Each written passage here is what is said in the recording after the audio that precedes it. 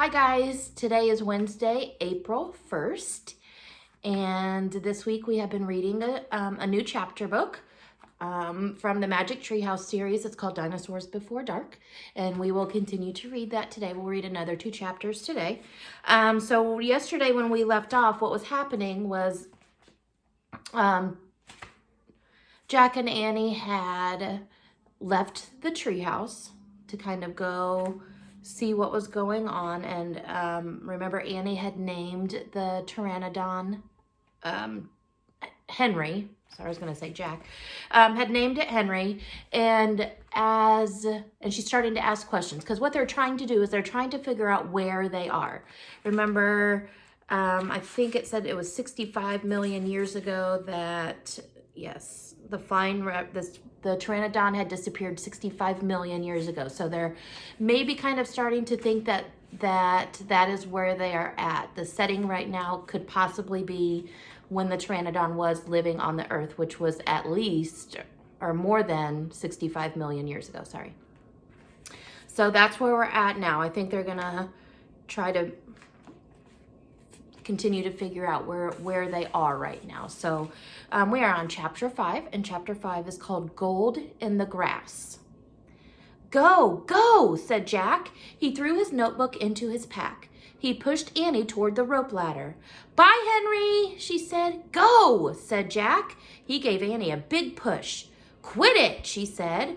But she started up the ladder. Jack scrambled after her. They tumbled into the treehouse. They were panting as they looked out the window at the dinosaur. He was standing there, he was standing on the hilltop, eating flowers off a tree. All right, so real quick, sorry. The very last thing that we saw yesterday, or we read yesterday, was that they saw a huge dinosaur up on the hill. So sorry, I forgot to mention that. That's what they're talking about right now. They were going back up into the treehouse because they had seen the huge dinosaur, okay? So they were panting as they looked out the window at the dinosaur. He was standing on the hilltop eating flowers off a tree. Oh man, whispered Jack, we are in a time long ago. The dinosaur looked like a huge rhinoceros, only he had 3 horns instead of 1. 2 long ones above his eyes and 1 on his nose. He had a big shield-like thing beside his head. Triceratops, said Jack. Does he eat people? Whispered Annie. I'll look it up. Jack grabbed the dinosaur book. He flipped through the pages. There, he said. He pointed to a picture of a Triceratops. He read the caption. The Triceratops lived in the late Cretaceous period. This plant-eating dinosaur weighed over 12,000 pounds. Jack slammed the book shut. Just plants, no meat. Let's go see him, said Annie. Are you nuts? Said Jack. Don't you want to take notes about him? Asked Annie. We're probably the first people in the whole world to ever see a real live Triceratops. Jack sighed. She was right. Let's go, he said.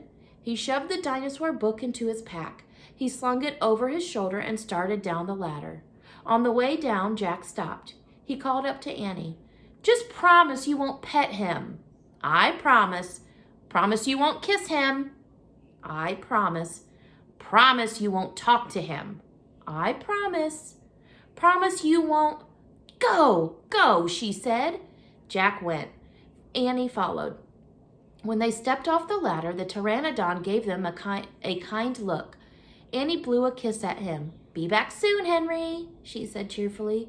Shh, said Jack, and he led the way through the ferns, slowly and carefully. When he reached the bottom of the hill, he kneeled behind a fat bush. Annie knelt beside him and started to speak. Shh, Jack put his finger up to his lips. Annie made a face. Jack peeked out at the Triceratops. The dinosaur was incredibly big, bigger than a truck. He was eating the flowers off a magnolia tree. Jack slipped his notebook out of his pocket. He wrote, Eats flowers. Annie nudged him. Jack ignored her. He studied the Triceratops again. He wrote, Eats slowly. Annie nudged him hard. Jack looked at her. Annie pointed to herself. She walked her fingers through the air. So she went. She pointed to the dinosaur. She smiled.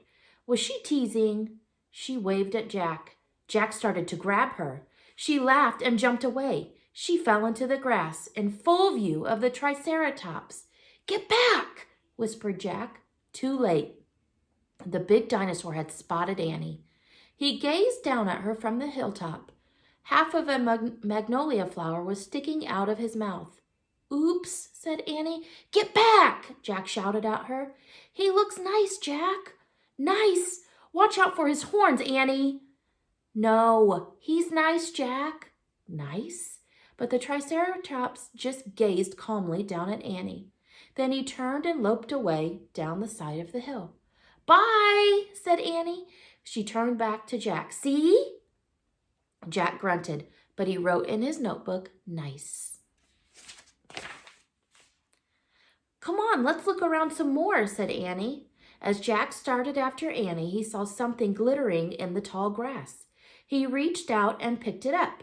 A medallion, a gold medallion. The medallion is, you can see it in his hand here.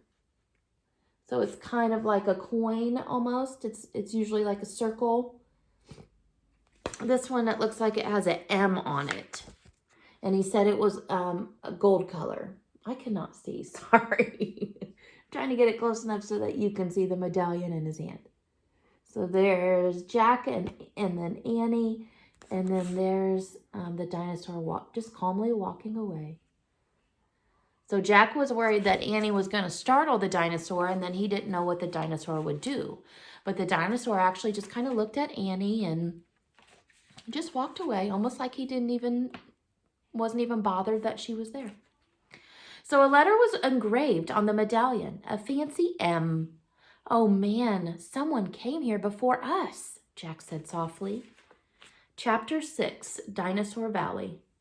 "Annie, look at this," Jack called. "Look what I found." Annie had gone up to the hilltop. She was busy picking a flower from the magnolia tree. "Annie, look, a medallion." But Annie wasn't paying attention to Jack. She was staring at something on the other side of the hill. "Oh, wow," she said. "Annie!" Clutching her magnolia flower, she took off down the hill. "Annie, come back!" Jack shouted. But Annie had disappeared. "I'm going to kill her," Jack muttered. He stuffed the gold medallion into his jeans pocket. Then he heard Annie shriek, "Annie!" Jack heard another sound as well, a deep bellowing sound like a tuba. "Jack, come here," Annie called. "Annie!" Jack grabbed his backpack and raced up the hill. When he got to the top, he gasped. The valley below was filled with nests, big nests made out of mud, and the nests were filled with tiny dinosaurs.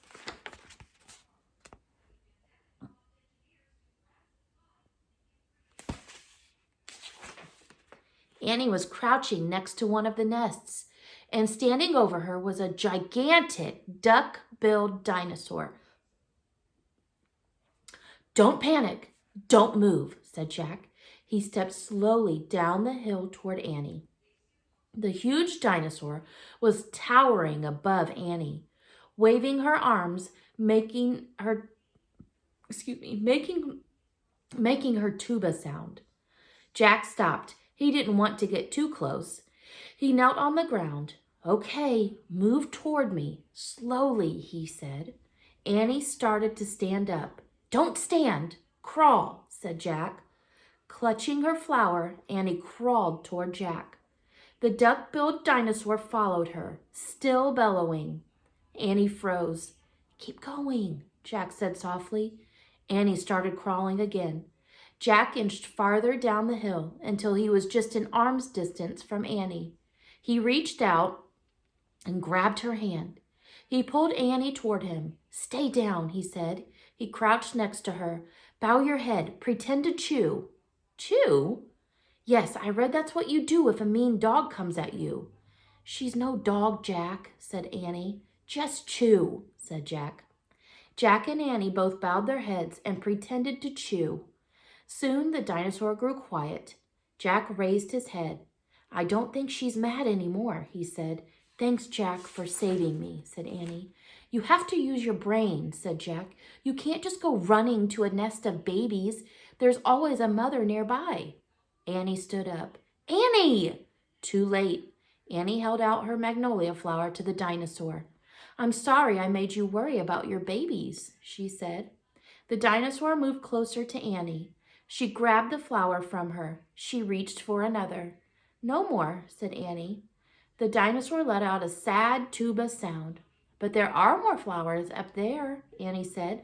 She pointed to the top of the hill. I'll get you some. Annie hurried up the hill. The dinosaur waddled after her. Jack quickly examined the babies. Some were crawling out of their nests. Where were the other mothers? Jack took out the dinosaur book. He flipped through the pages. He found a picture of some duck-billed dinosaurs. He read the caption. The Anatosauruses lived in colonies. While a few mothers babysat the nests, others hunted for food. So Jack wanted to know where all the mothers were, because he saw in the picture. Let's go back real quick here. If you look at this picture, you can see here's a nest, here's one, and here's one. So there were lots of nests on the ground that he could see. So he knew that each nest was probably babies from a different mom. So in that picture, we saw 4 nests. So he's thinking there have to at least be 4 different moms. But they only saw the one.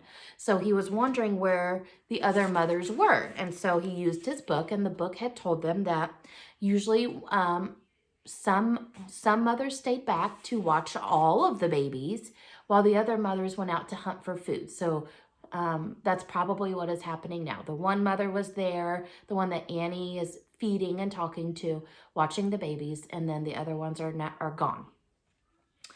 Okay, so let's see. So there must be more mothers close by. Hey, Jack, Annie called. Jack looked up.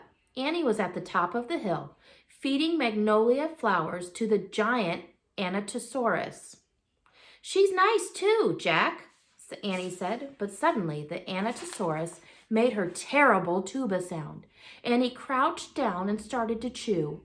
The dinosaur barged down the hill, which means the dinosaur was like maybe running quickly or moving fast. She seemed afraid of something. Jack put the book down on top of his pack. He hurried up to Annie.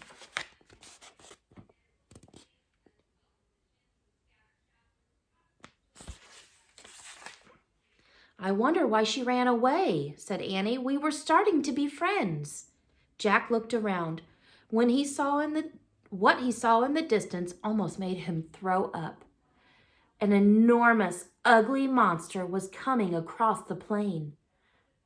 He was walking on 2 big legs and swinging a long, thick tail and dangling 2 tiny arms. He had a huge head and his jaws were wide open. Even from far away, Jack could see his long, gleaming teeth. So what kind of dinosaur do you think it is? It's a very popular dinosaur that I'm sure most of you know. So listen to how he describes this dinosaur again and see if you can guess what type of dinosaur it is. He says it's an enormous, ugly monster, an enormous, ugly dinosaur. He was walking on 2 big legs, so he's walking on 2 legs, and he has a long, thick tail, okay? And then he has 2 tiny arms, 2 dangly tiny arms. And he has a huge head, and his jaws were wide open with long, gleaming teeth. Do you know what kind of dinosaur he sees? Something else that might help you figure that out is just thinking about the fact that as soon as the dinosaur saw this so as soon as the Anatosaurus, which is this little guy right here, as soon as this guy saw this dinosaur that Jack is describing, he let out a loud sound and immediately ran away. So that would tell me that the Anatosaurus is probably afraid of this dinosaur that Jack is seeing. So What's your guess? It's a Tyrannosaurus Rex. And that's what Jack says. He says, Tyrannosaurus Rex, whispered Jack. So I think Jack also knows that that's probably a dangerous dinosaur from long ago when dinosaurs walked the earth. So how do you think Jack is feeling right now, knowing that a Tyrannosaurus Rex is close by? My guess is that he's probably scared. I would be very scared if I saw a Tyrannosaurus Rex, especially knowing that they are kind of not very nice dinosaurs from what we kind of know about them. They're kind of big and scary and mean. So we'll find out tomorrow what happens, because tomorrow we'll read chapter 7, and it's called 7 and 8. And chapter 7 is called Ready, Set, Go. All right. So I hope that you liked the couple chapters that we read today. And tomorrow we will learn a little bit more and figure out what else they're going to see and what other dinosaurs they will see. But my big question, and maybe you can think about this, we still have 4 chapters left to read. There's Maggie. See her? There's her tail. Ah, there she is. Think about this. How are they going to get home? Do you think that they will get home back to their treehouse in the woods where they started this, where the story started? Or do you think they'll be stuck in dinosaur land forever? What do you think? I don't know. It's called the Magic Treehouse, so I'm hoping that treehouse has some magic to get them back home, but we'll find out. So today I will also link I'm drawing a blank here, the Zoom meeting or the virtual art, so that we can all meet together for our meeting on Friday. And if you are coming on Friday, please think about what you'd like to show for show and tell. Something, like I said, it can be something you make, something that is your very favorite thing. It could be your pet, your brother, your sister, I don't know, whatever you want to show us. It can be anything, but you can have one thing to share, only one. So I want you to share it, and then I want you to tell us something about it. Okay? All right. This is a long video today. All right, guys. Well, I hope you have a great Wednesday, and I will see you tomorrow for chapters 7 and 8. Be thinking about show and tell, and that's it. All right. See you tomorrow. Bye, guys.